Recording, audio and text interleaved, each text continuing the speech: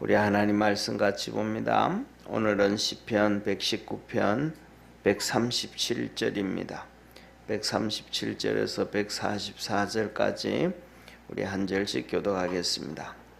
여호와여, 주는 의로우시고 주의 판단은 정직하니이다. 주의 명하신 정근은 의롭고 지극히 성실하도소이다. 내 대적이 주의 말씀을 잊어버렸으므로 내 열성이 나를 소멸하였나이다. 주의 말씀이 심히 정리함으로 주의 종이 이를 사랑하나이다. 내가 미천하여 멸시를 당하나 주의 법도를 잊지 아니하였나이다. 주의 의 원한 의요 주의 법은 진리로소이다. 환난과 우환이 내게 미쳤으나 주의 계명은 나의 즐거움이니이다. 주의 정근은 영원히 의로우시니 나로 깨닫게 하사 살게 하소서. 아멘. 자, 오늘은 이 시편 137편부터 144절까지 시작되어지는 이 히브리어가 차데라는 단어입니다. 한번 보시죠. 차데라는 이 알파벳인데 이렇게 쓰는 이 앞에 쭉 일자로 위에서부터 내려오는 차데라는 이게 이제 이렇게 글씨입니다. 이 차데라는 글씨는 의미는 뭐냐 하면 우리가 낚시하잖아요, 그죠? 낚시하면 낚시 바늘입니다. 낚시 바늘. 여기 보면 차대 있잖아요. 그 알파벳 보면 굵게는 서정이 있고 가로 안에 또 길쭉하게 써져 있죠, 그죠? 요거는 단어 마지막에 왔을 때 저렇게 쓰는 겁니다. 앞에 이렇게 크게 차대 이렇게 밑에 이렇게 꼬부라진 것은 앞에 왔을 때나 중간에 왔을 때 저렇게 쓰는 거고 끝에 왔을 때는 길쭉하게 저렇게 내려서 쓰는 겁니다. 그런데 이것을 이제 차대라고 얘기를 하는데, 그리고 그 다음에 숫자는 90인데 이 낚시 바늘의 의미를 가지고 있습니다. 그런데 이게 신앙적으로 얘기하면 하나님의 말씀이 우리를 건져낸다. 여기서 쉽게 더 말하면 우리 주님이 그러시잖아요. 베드로를 부르고 그 다음에 안드레를 부르고 야고보와 요한을 부를 때에 너가 나를 따라오너라, 내가 사람 낚는 어부가 되게 해주겠다. 그 메시지가 여기에서 나오는 메시지 중에 하나입니다. 그래서 이렇게 쓰는 것이 차대인데, 이 차대로부터 낚시바늘, 다시 말씀이 우리를 건져준다. 이렇게 또 다른 말로 하면 너희가 그 말씀을 사람들에게 던져서 전파해서 구원을 얻게 하라. 근데 오늘 말씀은 바로 사람을 구원하는 것보다 내 자신을 건져주시는 하나님의 말씀이다 라는 것입니다. 오늘 본문 한번 보시기를 바랍니다. 37절에 보면 137절인데 그냥 100자를 빼고 그냥 37절 그렇게 하겠습니다. 137절에 보면 여호와여, 주는 의로우시고 주의 판단은 정직하니이다.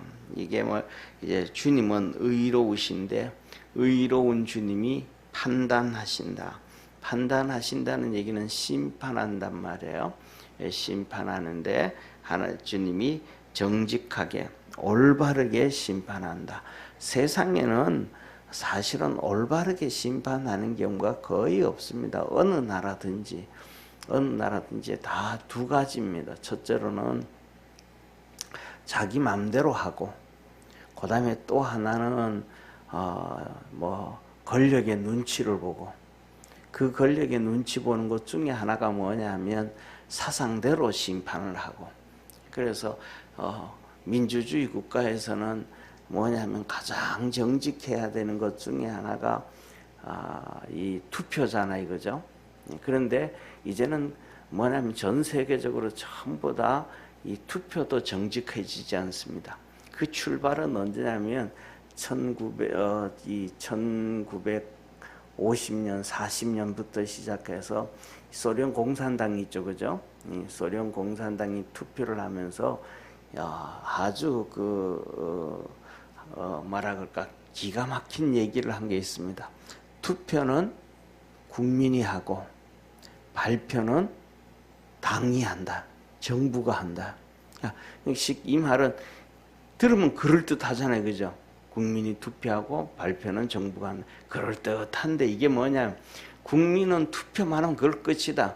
누가 몇 표를 받았고 누가 몇 표를 받았고 누가 몇 표를 돼, 그거는 그냥 정부가 알아서 한다는 거예요.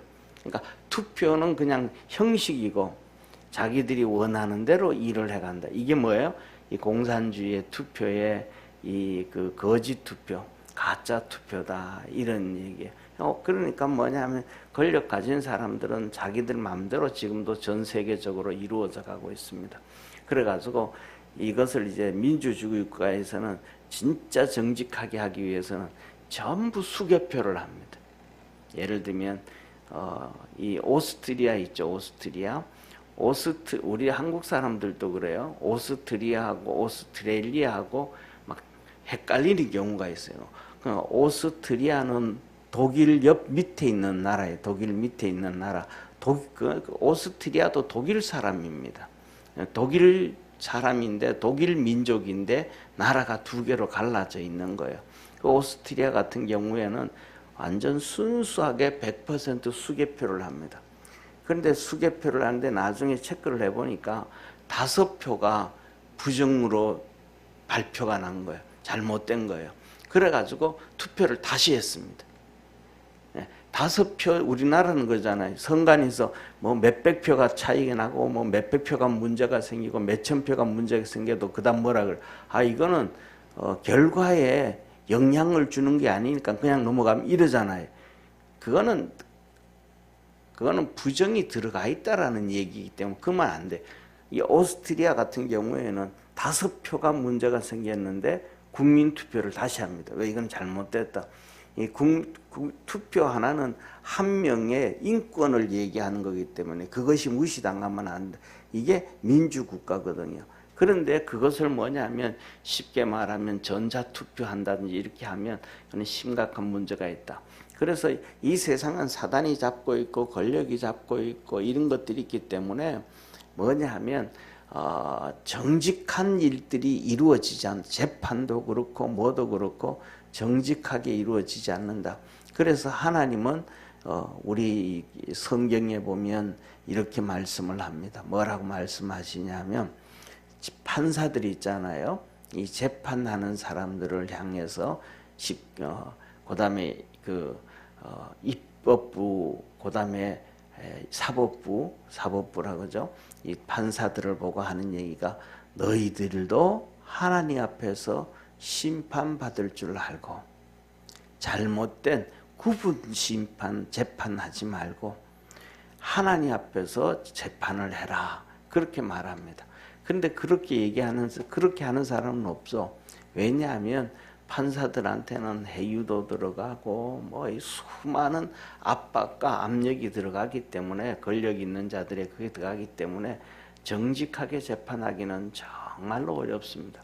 그렇기 때문에 누구든지 뭐냐면 뭐 돈이 좀 있는 사람은 전부 다 좋은 변호사를 쓰려고 그래요. 왜? 그 변호사를 통해 가지고 결국은 판사한테 로비가 들어가고 압력이 들어가고 뭐가 된단 말이에요. 그러니까 재판이 이 사람이 변호사가 될 때는 뭐 예를 들면 2년형을 받을 수 있는데 이 사람이 변호사가 되면 1년형을 받을 수 있다. 그럼 변호사를 바꿔야 돼, 안 바꿔야 돼요? 바꿔야 되잖아요. 그렇기 때문에 이 세상은 전체가 우리나라를 얘기하는 게 아니고 전 세계가 그런 상황 가운데 있다. 그래서 우리가 꼭 기억해야 할 것은 성경에서 하나님만이 정직한 판단을 하고 의로운 심판을 하신다. 그래서 믿음으로 기억하기를 주의 이름으로 축원합니다. 그래서 중요한 건 뭐냐면 우리는 하나님 앞에 그런 것들이 끊임없이 하나님만큼은 안 돼도 어느 정도의 이 공정성과 정직성과 공의가 이루어질 수 있도록 끊임없이 기도하고 하나님의 도움을 구해야 되고 세상을 향해서 정직하라고 소리질러야 됨을 기억하기를 바랍니다. 이게 우리가 해야 될 일이에요. 그러면서 그래야 뭐 일이 이루어지는데, 자 보세요. 38절에 주의 명하신 증거는 의롭고 지극히 성실하도다. 예, 다시 말하면 주께서 명하신 증거, 훈계, 증거는 하나님의 말씀이잖아요. 하나님이 명하신 증거, 명하신 증거니까 말씀이죠, 그죠? 명하신 거니까 그 말씀은 의롭고 지극히 성실하다. 예, 성실하다 이 말은 여기 본문에서는 진실하다 이 말입니다. 하나님 말씀은 지극히 진실하다, 의롭고 진실하도다. 그래서 이 지극히 하나님 말씀은 진실하고 정직한데, 그러면 이 말씀을 모든 사람이 다 받아들여야 되잖아요. 모든 사람이 다 붙잡고 가야 되잖아요. 그런데 39절을 한번 보세요. 내 대적이 주의 말씀을 잊어버렸으므로. 대적이 잊어버렸다. 대적이 잊어버렸다면 나를 대적하는 자잖아요. 악한 자라 이 말이야. 악한 자는 하나님의 말씀을 잊어버렸다. 무시했다. 하나님 말씀 무시하고 자기 맘대로 악을 행하고 자기 맘대로 행동을 하는 그렇더라 이 말이에요. 그래서 내 열성이 나를 소멸하였나이다. 나의 열성이 나를 소멸했다 이 말은 나에게 불질렀다 이 말. 그러니까 악한 사람은 그 하나님 말씀 버리고 지 맘대로 악을 행하는데, 저런 것을 바라볼 때에 나는 하나님 말씀 붙잡고 살아야겠다고 그 말씀이 나를 불살랐다. 그러니까 내가 없어지고 뭐가 있다는 거예요? 하나님의 말씀이 있다는 거예요. 그러니까 악한 자의 그 악을 보면서 나는 진짜로 말씀 붙잡고 살아야 되겠다. 저 사람이 하나님의 말씀을 버리고 나니까 저 악한 길을 행하고 막 그냥 그 못된 일을 행하고 정말로 죄 가운데 사는구나. 말씀을 잡고 살아야 저 죄를 안 짓지, 말씀을 버리고 나면 저 악한 일을 서슴없이 행하는구나. 그러니까 죄를 짓는 걸 보고 나는 죄를 안 짓겠다고 말씀이 나를 불사르게 붙잡았다 이 말입니다. 그리고 40절 보세요. 주의 말씀이 심히 정미함으로 주의 종이를 사랑하나이다. 하나님의 말씀이 정미함으로, 정연됐다. 하나님 말씀이 정확하다. 그래서 그 말씀을 내가 사랑하고 붙잡습니다. 그래서 41절 보세요. 내가 미천하여 멸시를 당하나 주의 법도를 잊지 아니하였나이다. 나는 미천하고 사람들 원수들로부터 멸시를 당하고 핍박을 당하고 어려움을 당하고 그러지만은 내가 잊어버리지 않는 것은 하나님의 법도, 주의 법도, 하나님의 말씀만은 내가 절대로 잃어버리지 않는다. 왜냐하면 42절요. 주의 의는 영원한 의요 주의 법은 진리이기 때문에 그렇습니다. 그래서 44절 보세요. 같이 한번 읽습니다. 43절 44절이 마지막인데 먼저 43절 우리 143절 한번 같이 읽습니다. 환난과 우환이 내게 미쳤으나 주의 계명은 나의 즐거움이니이다. 내게 뭐가 있는데 우환과 환난이 내게 미쳤다. 핍박이 오고 어려움이 오고 고통이 내게 찾아왔지만은 나는 주의 계명으로 나의 즐거움을 삼다. 왜? 이 말씀이 좀 전에 시작하면서 차대로 시작했잖아요. 이 말씀이 나를 건져주는 거니까. 죄에서 건져주고 환난에서 건져주고 내 삶의 우한, 여러 가지 근심, 걱정, 질병, 고통, 눈물, 한숨에서 우한에서 건져주시는 말씀이 유일하게 뭐니까? 이 말씀이니까 내가 이 말씀이 지킨다. 그것이 내게 기쁨이 된다. 그리고 44절에 같이 있습니다. 시작. 주의 증거는 영원히 의로우시니 나로 깨닫게 하사 살게 하소서. 결국은 이 말씀이 나를 살게 해준다. 이 하나님의 말씀은 언제나 의로우셔서 나를 깨우쳐 주시고 이 환난에서 어려움에서 내가 살아갈 수 있도록 살게 해주옵소서. 구원해 주시옵소서. 이 말씀이 우리 믿음의 성도들도 말씀을 통해 가지고 그 어려움을 이겨나가고 또 말씀을 버린 자의 그 악하고 잘못된 것을 보면서 하나님의 말씀을 버린 자, 악한 자들은 저렇게 끊임없이 죄를 짓는구나. 왜? 말씀을 버렸으니까. 그래서 나는 이 말씀을 따르고 지킨다 라고 고백을 하고, 이 오늘 본문 말씀처럼 말씀이 우리 성도들의 환난에서도 건져주시고 어려움에서 건져주시고 그 다음에 그 모든 핍박과 고통 가운데서도 건져주시는 능력의 말씀이 되어지기를 주의 이름으로 축원합니다. 기도하겠습니다. 전능하신 하나님 아버지, 하나님은 우리에게 말씀을 주셔서 의롭게 살게 하시고 정직하게 살게 하시고 그래서 환난에서 벗어나게 하시는 능력의 하나님이심을 믿습니다. 오늘도 이 말씀이 우리 성도들에게 구원이 되어지게 도와주시고 이 말씀을 붙잡고 승리하는 삶 살도록 늘 지키시고 축복하시고 구원의 역사 이루어 주옵소서. 믿음 안에서 승리하게 하옵시고 아버지의 말씀을 버린 자들은 끊임없이 죄를 짓고 악한 길을 걸어가지만 말씀을 사모하고 사랑하는 자는 말씀 안에서 의의 길을 걷습니다. 생명의 길을 걷습니다. 그 말씀 붙잡고 하나님 앞에 무릎 꿇고 간구합니다. 하나님의 그 은혜가 믿음의 성도들에게 있게 하여 주옵소서. 구원하신 예수님의 이름으로 기도드립니다. 아멘. 하늘에 계신 우리 아버지여, 이름이 거룩히 여김을 받으시오며 나라에 임하옵시며 뜻이 하늘에서 이룬 것 같이 땅에서도 이루어지리다.